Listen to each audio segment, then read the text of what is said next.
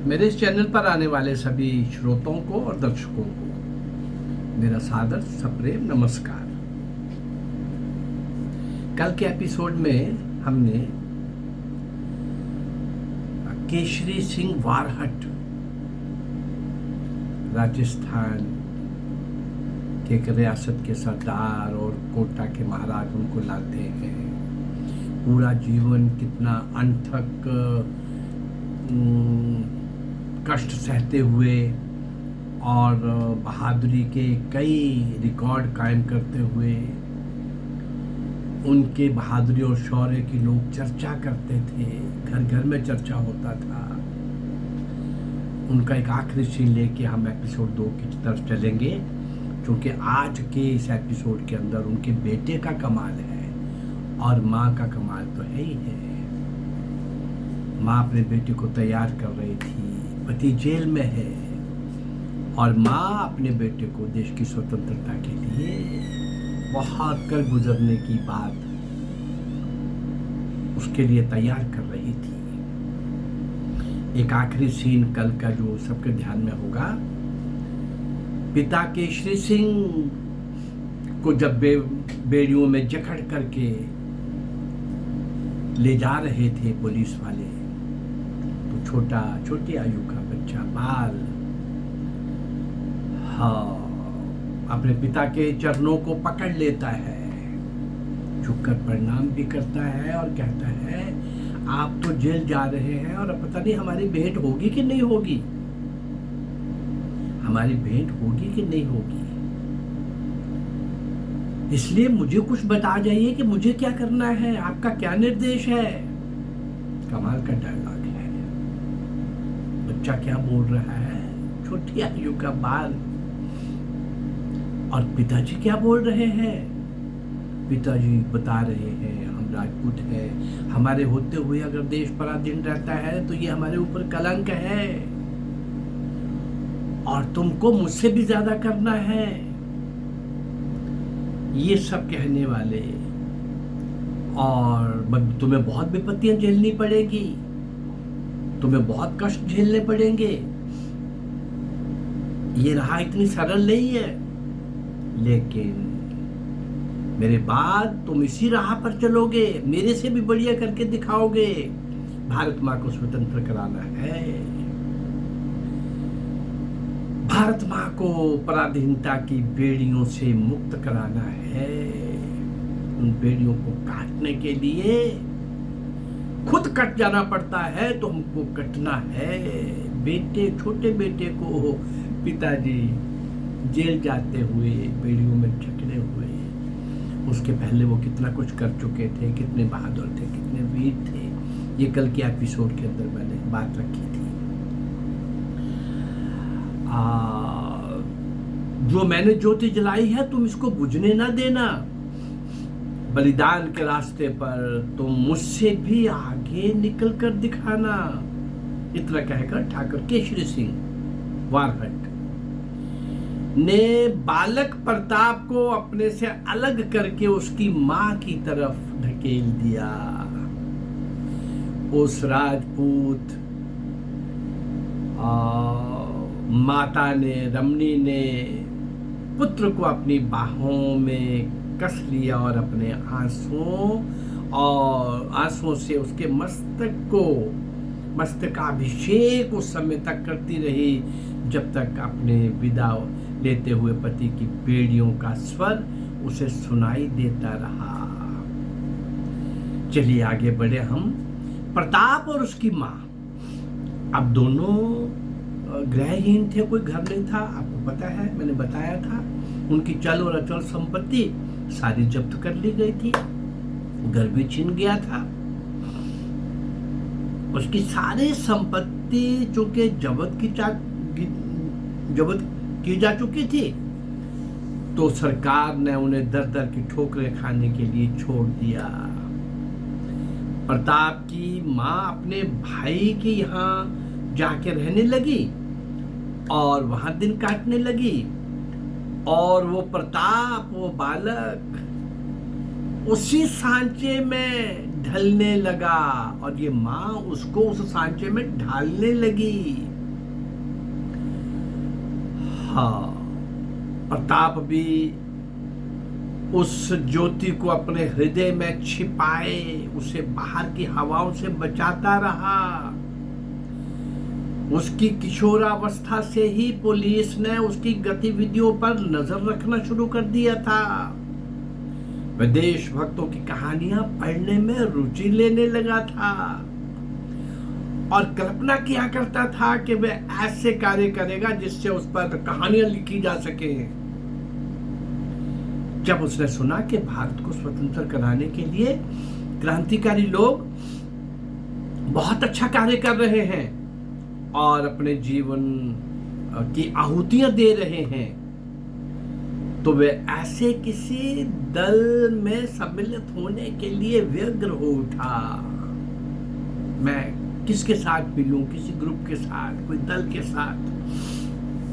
आखिर जहां चाह वहां रहा। आखिर उसे सफलता मिल गई और वे अपने समय के सबसे अधिक प्रसिद्ध क्रांतिकारी रास बिहारी बोस और शचीन्द्र नाथ सान्याल के दल में सम्मिलित हो गया। इन दोनों के बारे में मैं कई एपिसोड दे चुका हूं आपको। कमाल के क्रांतिकारी। जिन दिनों प्रताप भूमिगत क्रांतिकारियों की तरह काम कर रहा था, उन दिनों उसके पिता ठाकर केशरी सिंह बिहार की हजारीबाग जेल में बंद थे। जेल में बहुत ही खराब भोजन उन्हें दिया जाता था।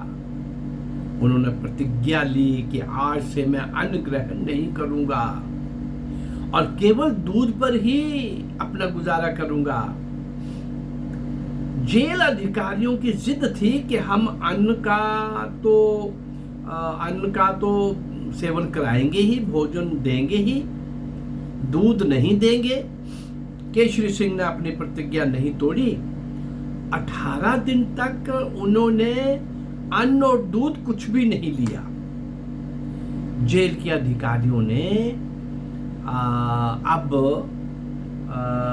उनकी प्रतिज्ञा भंग करने का एक तरीका सोचा और युक्ति निकाली कि वे उन्हें दूध में थोड़ा चावल का मांड, चावल बनाते हुए जो पानी हम अलग करते हैं, चावल निचोड़ते हैं, मांड, चावल का मांड, और वो दूध में मिलाया जाने लगा कि थोड़ा बहुत चावल का कुछ तत्व यानी अन्न जाएगा इसके अंदर,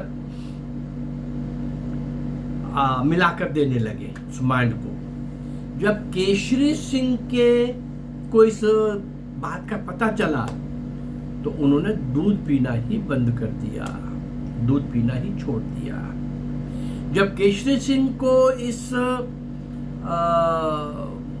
चीटिंग का, धोखे का पता चला तो वो व्यग्र हो उठा।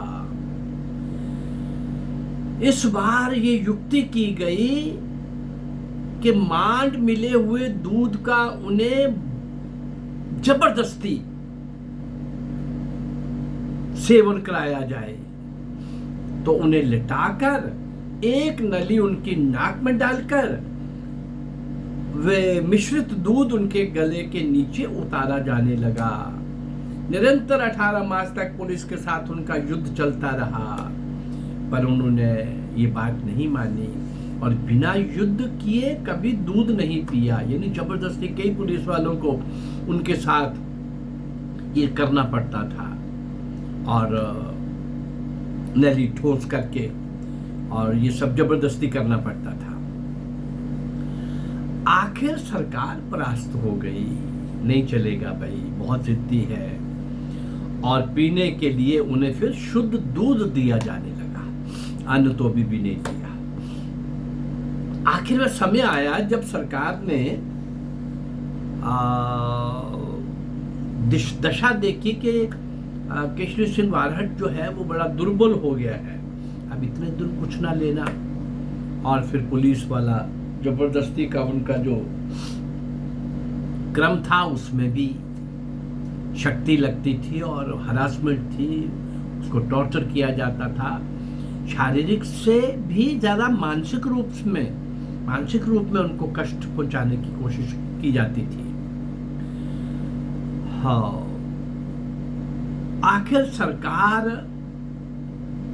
प्रयास तो ही दूध तो दे दिया, लेकिन जब ये देखा कि ये शरीर इसका ठीक नहीं हो रहा इस क्रांतिकारी का, और ये कहीं यहीं पर अगर इसकी मृत्यु होगी तो लोग पूरे देश के अंदर उग्र हो जाएंगे, तो उसमें सन 1919 में ठाकर केशरी सिंह को जेल जीवन से मुक्त कर दिया। जेल में रहते हुए उन्हें अपनी पत्नी और पुत्र के बारे में कोई समाचार नहीं मिल पाते थे। जेल से बाहर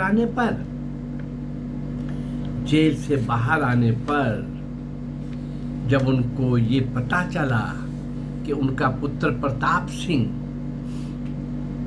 कितना दृढ़ संकल्पी और चरित्रवान क्रांतिकारी निकला, जिसने अनेक यातनाओं को सहकर भी अपने साथियों के पते ठिकाने नहीं बताए और एक वीर की भांति बरेली जेल में अपने जीवन की आहुति दे गया, ये सुनकर केशरी सिंह ने छाती फुलाकर अपने मित्रों से कहा था, देखा, मेरा बेटा बलिदान के पथ पर मुझसे आगे निकल गया। वह सचमुच ही सच्चे अर्थों में प्रताप निकला, नाम प्रताप था। पता नहीं भारत में ऐसे कितने पिता होंगे जो अपने पुत्रों को इस प्रकार की शिक्षा देते हों, और ऐसे कितने पुत्र होंगे जो अपने पिता की आकांक्षाओं की पूर्ति के लिए अपनी जवानी भेंट कर देते हों। अभी इतना तो बड़ा एक आम बात सुनने को मिलती है, शिवाजी भगत सिंह पैदा तो हों पड़ोसी के घर में, मेरे घर में नहीं। और यहाँ पिता क्या कर रहे हैं, पिता पुत्र की चर्चा तो की, लेकिन वो पत्नी प्रताप की मां इतने वर्ष अपने बच्चे को तैयार कर रही है केशरी सिंह भारत के मार्ग पर चलने के लिए, उसकी लक्ष्य प्राप्ति के लिए। वो जेल में कष्ट में है, पीड़ा में है,